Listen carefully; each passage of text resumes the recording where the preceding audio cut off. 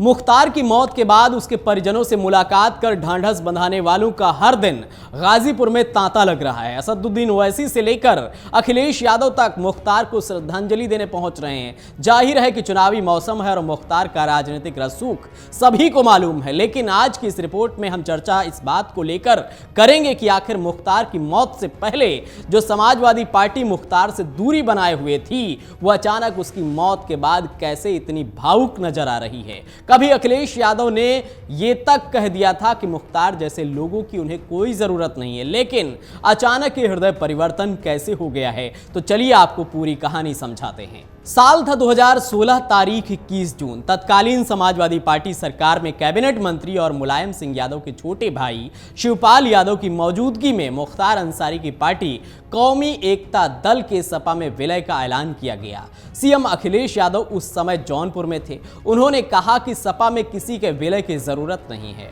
हम अपने बलबूते जीतेंगे। शाम को अखिलेश लखनऊ लौटे और बलराम यादव मंत्रिमंडल से बर्खास्त हो गए। कहा जाता है कि बलराम ने कौमी एकता दल के विलय में मध्यस्थता की थी। लगभग 7 साल बाद वही मुख्तार अखिलेश के एजेंडे में टॉप पर हैं। रविवार को अखिलेश ने गाजीपुर पहुंचकर न केवल मुख्तार को श्रद्धांजलि दी, बल्कि मौत की जांच सीटिंग जज से करवाने की मांग भी की है। यूपी की सियासत में मुख्तार को बसपा से लेकर सपा तक सबका साथ मिला, लेकिन अखिलेश यादव सीएम रहते हुए सार्वजनिक तौर पर हमेशा दूरी बनाते नजर आते थे। कौमी एकता दल के विलय के ठीक एक दिन पहले मुख्तार को आगरा से लखनऊ जेल ट्रांसफर कर दिया गया था। इस पर भी अखिलेश ने तत्कालीन जेल मंत्री बलवंत सिंह रामूवालिया से नाराजगी जताई थी। विलय के अगले दिन अखिलेश ने कहा, मुख्तार जैसे लोगों की पार्टी में जरूरत नहीं है। नाराजगी का असर यह रहा कि 3 दिन के भीतर ही विलय रद्द करना पड़ा था। सत्ता से बाहर होने के कुछ साल बाद ही मुख्तार परिवार को लेकर अखिलेश की हिचक टूटने लगी थी। 2019 के लोकसभा चुनाव में मुख्तार के भाई अफजाल अंसारी गाजीपुर से बसपा के उम्मीदवार थे।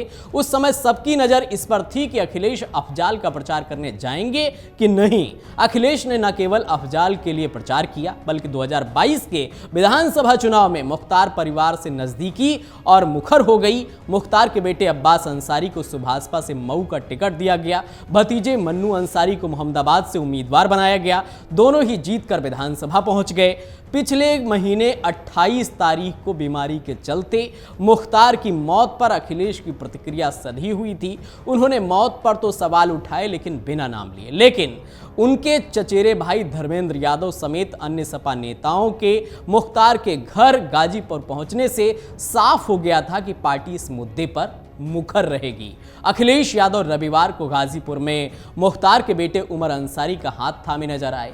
जब उनसे 2016 में मुख्तार की पार्टी के विलय के विरोध में जुड़ा सवाल पूछा गया, तो उनका जवाब साफ था, राजनीति हमेशा वर्तमान परिस्थितियों में होती है। पिछले 1 दशक में संसद से लेकर विधानसभा तक आम चुनाव में हार का सामना कर रही सपा को दरअसल मुख्तार के मसले में वोटों की उम्मीद नजर आ रही है। पूर्वांचल की 3 सीटों गाजीपुर, बलिया और घोसी से मुख्तार परिवार का सीधा नाता जुड़ता है। गाजीपुर मुख्तार का गृह जिला है। बलिया लोकसभा की मोहम्मदाबाद विधानसभा और घोसी की मऊ विधानसभा से भतीजा और बेटा विधायक है। सपा के रणनीतिकारों को लग रहा है कि इन तीनों लोकसभा सीटों में सहानुभूति का फायदा मिल सकता है। अफजाल गाजीपुर से सपा के उम्मीदवार भी हैं। इस पूरे मामले को अल्पसंख्यकों के उत्पीड़न का रंग भी दिया जा रहा है।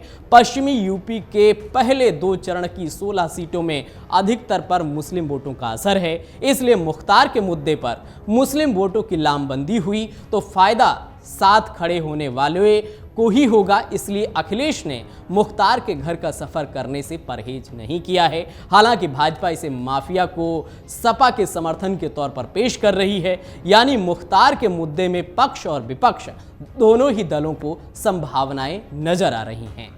अगर आप ये वीडियो YouTube पर देख रहे हैं तो हमारे चैनल को सब्सक्राइब करें और बेल आइकन को दबाना ना भूलें। अगर आप Facebook पर ये वीडियो देख रहे हैं तो हमारे पेज को लाइक करें।